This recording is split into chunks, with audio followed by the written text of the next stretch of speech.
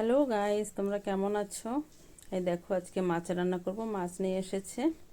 এটা বললো যে মৃগেল মাছ, বড় মৃগেল মাছ কেটে দিয়েছে। সে মাছটা এনেছে। এখন মাছটা আলু দিয়ে ঝোল করব। মৃগেল মাছটা আলু দিয়ে ঝোল কি খালি রসা করলেও খুব ভালো লাগে খেতে। আর আমাদের ঘরে একদম নিরামিষ খেতেই পারে না। যেইবারে খাওয়ার দিন, মানে সকালে উঠলেই আগে নিরামিষ থাকলে তো সেদিন ভাত খাবেই না, বাচ্চারাও খাবে না, আর ওর বাবাও খাবে না। আমার তো ওসব নেই, আমার যা হলে বি হয়ে যায়।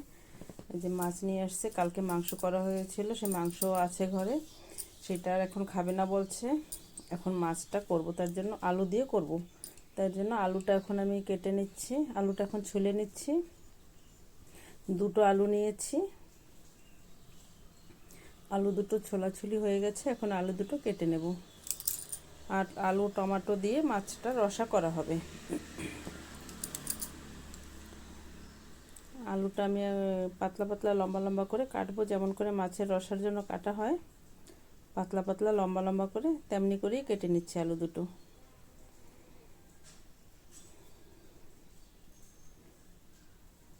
এই যে আলুটা প্রায় আমার কাটা হয়ে গেছে। এই যে আলুটা দেখো কেমন করে কেটেছি। এই যে এরকম মাছের রসার জন্য এরকম করেই কাটে আমাদের বাঙালিদের, তো এরকমই মাছের রসার আলু কাটে। আর এখন টমেটোটা কেটে নেব, টমেটোটাও ছোট ছোট কুচি কুচি করে কেটে নেব। আর মাছটা ধুয়ে পরিষ্কার করে নিয়ে এনেছি।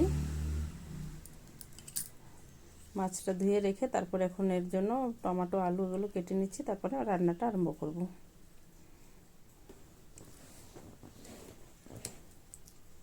নিরামিষ ঘরে করলে সেদিন আর কেউ ভাত খাবে না, ভাত মানে তরকারিগুলো তেমনি থাকবে, ফেলানো যাবে।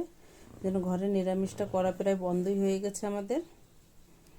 নিরামিষের দিন সয়াবিন দরকার, নাহলে পনির দরকার। এই যে টমেটোটা কেটে নিয়েছি। এখন গ্যাসটা লাগিয়ে কড়াইটা বসিয়ে দিই। এখন মাছের ভিতর লবণ হলুদ মাখাবো। লবণ হলুদ দিয়ে এখন মাছটা আমি হাত লাগাবো, কতবার হাত লাগাতে ইচ্ছে হচ্ছে না, খুন্তি দিয়ে লবণ হলুদটা মাখিয়ে নিচ্ছি। কড়াইতে তেল দিয়ে দিয়েছি, কড়াই তেলটা গরম হয়ে গেছে, এর ভিতরে মাছগুলো দিয়ে দিচ্ছি এক এক করে।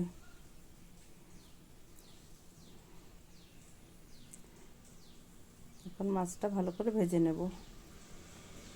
আর এদিকে মশলাগুলো একটা বাটিতে রেডি করব। গুঁড়ো মশলাগুলো একটু রেডি করব। লবণ, হলুদ, লঙ্কার গুঁড়ো, ধনে জিরের গুঁড়ো, এটা দিয়ে এখন জল দিয়ে ভালো করে এটা ভিজিয়ে রাখবো কিছু সময়। মশলাটা ভেজতে থাকুক, ওইদিকে মাছটাও ভাজা হোক। দেখি মাছটা উল্টিয়ে দেবো, এক সাইড ভাজা হয়ে গেছে, আর এক পিঠ ভাজবো এখন মাছের।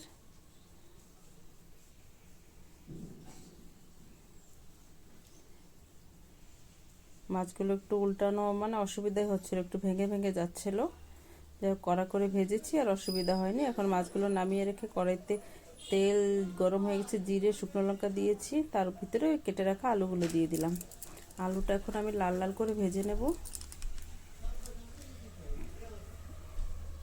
আলুটা ভাজা হয়ে গেছে অনেকটা, এর ভিতরে কেটে রাখা টমেটোটা দিয়ে দিলাম।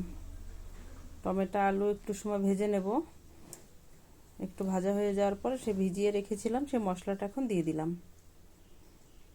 এখন মশলা, আলু, টমেটো ভালো করে কষিয়ে নেব সমস্ত কিছু। এটাও প্রায় কষানো হয়ে আসছে, মশলাটা কষানো হয়ে গেছে। এখন এর ভিতর থেকে তেল ছাড়ছে। এখন দিয়ে দিলাম জল, গরম করে রেখেছিলাম সে গরম জলটা দিয়ে দিলাম। এখন জল কিছু সময় ফোটার পরে, আলুটা সিদ্ধ হয়ে যাওয়ার পরে দিয়ে দিলাম সে ভেজে রাখা মাছ। কেমন দেখাচ্ছে, পাতলা ঝোল, পাতলা থাকবে না, পরে ঠিক হয়ে যাবে। কিছু সময় ঢেকে রাখবো। এই যে ঢাকনা উঠিয়ে দেখি অনেকটা হয়ে আসছে, দেখো, দেখতেই তো পাচ্ছ কত সুন্দর হয়েছে। আর এর ভিতরে দেব আমার ঘরে বানানো একটা মশলা আছে, গুঁড়ো মশলা মাছের জন্য, সে মশলা